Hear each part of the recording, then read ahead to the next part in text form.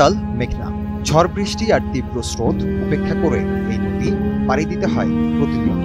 দূরের রুট হলে রয়েছে লঞ্চ, কিন্তু নদী অববাহিকার প্রত্যন্ত চলাচলের বাসিন্দাদের যাতায়াতের ভরসা ট্রলার। চাঁদপুর শহর থেকে মেঘনা নদীর প্রায় 20টি চরে যাতায়াত করেন হাজারো মানুষ। অন্য উপায় না থাকায় তারা বাধ্য হয়ে বেছে নিচ্ছেন ঝুঁকিপূর্ণ নৌযান ট্রলার। চলাচলের জন্য যে আপনার যোগাযোগ ব্যবস্থা, এটা খুবই ঝুঁকিপূর্ণ, কারণ আপনার পর্যাপ্ত পরিমাণ লাইফ জ্যাকেটও নাই।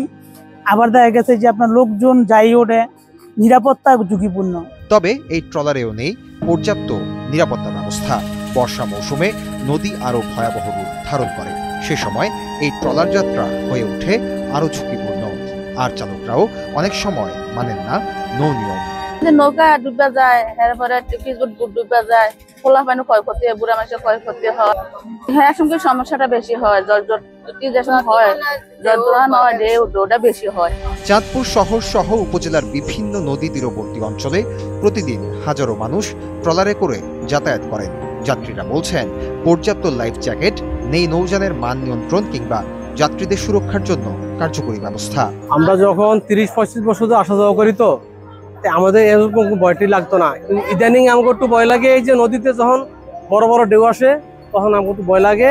ভয় লাগার কারণে আমাকে নিরাপত্তার জন্য যেমন আগে দিত 5-7টা বয়া বেশি দেওয়ার দরকার। কর্তৃপক্ষের নজরদারি না থাকায় ট্রলার মালিকরা ইচ্ছে মতো যাত্রী তোলেন, আর সরকারি উদ্যোগে দেওয়া লাইফ জ্যাকেট ও বয়া থাকলেও অধিকাংশ সময় তা ব্যবহার হয় না বলেও অভিযোগ করেন অনেকে। ট্রলারের নেই কোনো প্রশিক্ষিত চালক, নৌযান চালনার নিয়ম কানুনও জানেন না অনেক চালক। যদি উত্তাল মনে করেন যে বাতাস হইলে উত্তাল হয়, বাতাস না হলে উত্তাল হয় না। বাতাস হলে আমরা লাইফ জ্যাকেট বয়া আমরা এটা সিপ দিয়ে আনি।